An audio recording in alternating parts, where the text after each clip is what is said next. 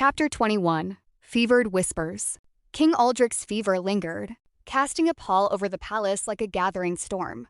Healers attended him day and night, but the old ruler's strength ebbed with every passing hour. Elara spent long mornings at his bedside, reading from old histories and holding his hand, the weight of impending responsibility pressing heavier than her crown ever could. Prince Dorian visited often, offering genuine concern and quiet counsel on matters of state, his presence a constant reminder of the alliance that could stabilize the kingdom. Lucien, meanwhile, found his movements more restricted. Extra guards for his protection followed him during performances, and his jests were scrutinized for any hint of treason. Yet the jester's tongue remained sharp, masking his growing desperation with laughter that rang a little too brightly. On the third night of the king's illness, Elara slipped from her father's chambers after he had fallen into a restless sleep. She made her way to the old observatory tower, a place rarely visited since her childhood stargazing days. A trusted servant had passed a message to Lucien earlier, stars at midnight. He was waiting when she arrived, cloak drawn tight against the chill. The moment the heavy door closed, they collided in a desperate embrace. No words were needed at first. Their kisses were fueled by fear and longing, hands roaming with fervent need. In the dim light of a single lantern, they shed layers of clothing and caution.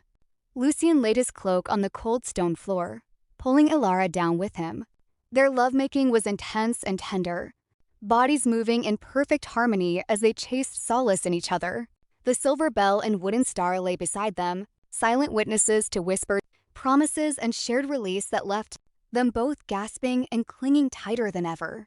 Afterward, wrapped in each other's arms beneath the stars visible through the open dome, Lucien spoke softly. "Your father's condition, it changes everything. If he worsens, the succession pressures will crush you. Dorian will push harder for betrothal." Elara traced a finger along the line of his jaw. "I know. He spoke to me today of a quiet ceremony within the month, for the good of Eldoria. I told him my heart needed time, but time is a luxury we're losing." Lucien's mismatched eyes reflected the starlight. "Then let's make our own time. My city contacts have a safe house ready. We could leave during the next border patrol distraction. Start anew, perhaps as traveling performers. You've always wanted to see the world beyond these walls." The temptation was a living thing in her chest. A life with you? No titles, no expectations. It sounds like freedom, but abandoning my people now, with unrest growing and Thaler watching, I would become the princess who chose love over duty. History would not be kind. He kissed her forehead. "History is written by survivors. We could be happy, Elara, truly happy." They lingered as long as they dared, sharing quiet dreams and softer kisses, until the distant bells warned of the changing guard. Parting was agony, but necessary. The next morning brought new complications. Prince Dorian requested a formal audience with Elara in the throne room, with several nobles in attendance. "The king's health demands swift action," he declared publicly. "I offer not only alliance, but my unwavering devotion. Name the day, princess, and let us secure the future together."